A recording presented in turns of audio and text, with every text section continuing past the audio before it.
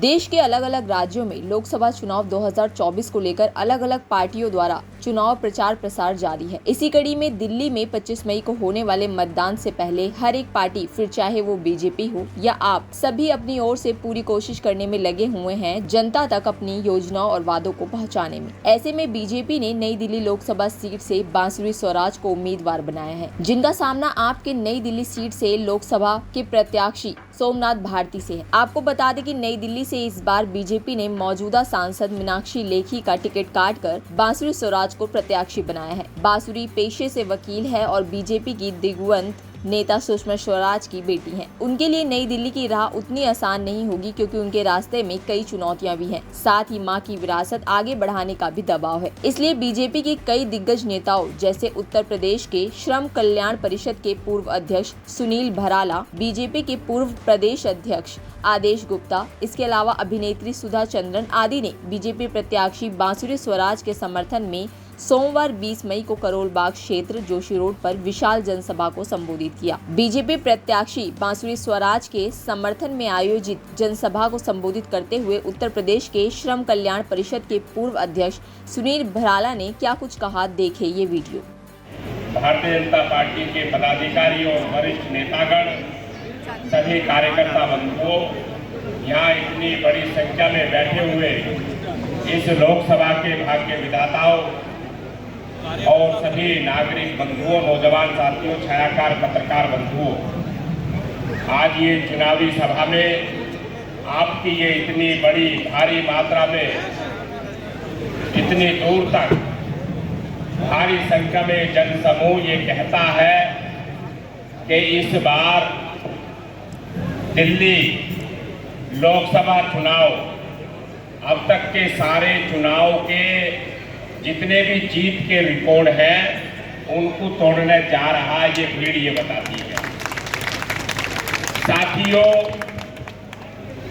आपने 10 साल पहले भारतीय जनता पार्टी के नेतृत्व में जो सरकार बनाई, जिसके प्रधानमंत्री श्री नरेंद्र मोदी जी को आपने बनाया, आपने बहुत बड़ी उम्मीदें उनसे जो की थी, उन उम्मीदों के आधार से भी ज्यादा उन्होंने काम करके इस देश को, इस दुनिया को दिखाया।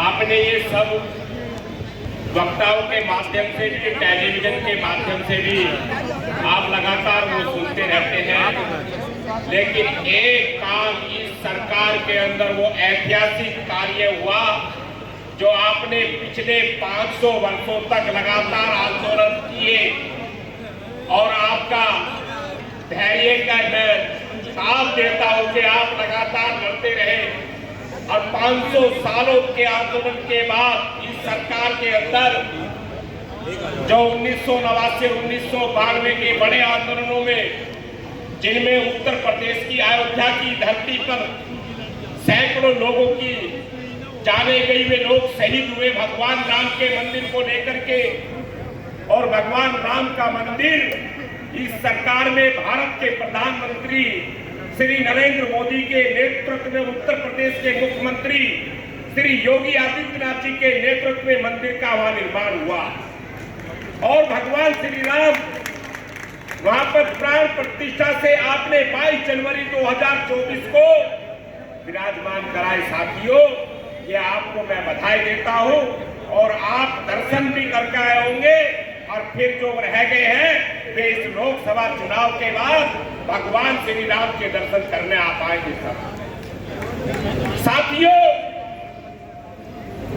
ये बड़ा अभूतपूर्व इस लोकसभा चुनाव को लेकर के है और जो भारत के प्रधानमंत्री श्री नरेंद्र मोदी जी ने इस देश के अंदर, उसके आप बड़े योद्धा भी हैं।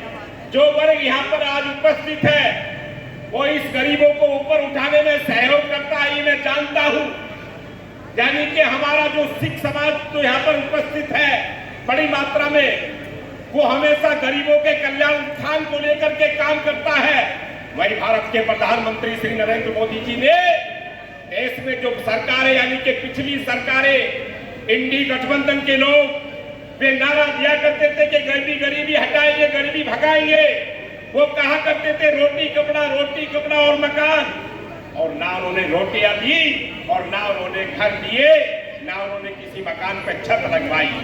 साथियों, भारत के प्रधानमंत्री श्री नरेंद्र मोदी जी के नेतृत्व वाली इस सरकार ने, आपको यकीन होगा और आपको जानकारी भी होगी, इस छोटे से कार्यकाल के अंदर उन्होंने 4 करोड़ परिवारों के घर पर छत और घर देने का काम किया। वो ऐतिहासिक है। साथियों, ये काम ऐतिहासिक इसलिए है, वे जो गरीब झुग्गी झोपड़ी बस्ती मनीर में रहने वाले परिवार जिनके सपने थे, उनके सपने पूरे करने का काम किया। साथियों, दूसरी बात, बड़ी संख्या में हमारी बहनें बैठी हुई है। नारी शक्ति कल्याण को लेकर के लोकसभा का विशेष सत्र बुला करके उन्होंने 33% आरक्षण देने का काम किया। भारत के प्रधानमंत्री श्री नरेंद्र मोदी जी ने ये इतिहास रचा है। अगली यानी कि 2029 की जब पार्लियामेंट का चुनाव होगा तो वहां 33% महिला बैठी दिखाई देगी। इतना बड़ा काम भारत के प्रधानमंत्री जी ने किया था। और ये ऐसा नहीं है जो उन्होंने नई लोकसभा बनवाई है उसमें वे कुर्सी बढ़ाई गई है। साथियों, ऐसा काम जो अकल्पनीय था वो भारत के प्रधानमंत्री श्री नरेंद्र मोदी जी ने करके दिखाया है। साथियों, उन्होंने दूसरा बड़ा काम, ये जो देश में आप लोग कह सकते हैं जाकर के किसी भी कोने में, ये इस दिल्ली की आवाज जो है वो पूरे हिंदुस्तान में जाती है कि उन्होंने ये भी कहा बहनों के लिए जो लखपति दीदी बनेगी, ऐसी योजना का भी निर्माण किया उन्होंने। और आकर के जेल से छूटने के बाद कहता है कि भारतीय जनता पार्टी मुझे बदनाम करने की कोशिश कर रही है। बाहर जेल से आकर के कहता है कि भारतीय जनता पार्टी मेरी पार्टी को खत्म करना चाहती है। बाहर जेल में से आके कहता है कि मैं भारतीय जनता पार्टी के कार्यालय पे जाकर के मैं समर्पण कर दूंगा। अरे तेरे में अगर हिम्मत होती तो जेल के अंदर रहता तो अपने वकील से बाहर आने के लिए क्यों कह रहा था। मैं कहना चाहता हूं, सरकार आने के बाद यानी कि 1 तारीख के बाद फिर ये टकाटक जेल के अंदर चला जाएगा। जैसे ये बाहर आया था ऐसे ही अंदर चला जाएगा। साथियों, मैं कहना चाहता हूं कि अरविंद केजरीवाल जी से कि अब जनता समझ चुकी है और जिस दिल्ली की जनता ने तुम्हें चढ़ाया था वही उतारने के लिए मन बना चुकी है।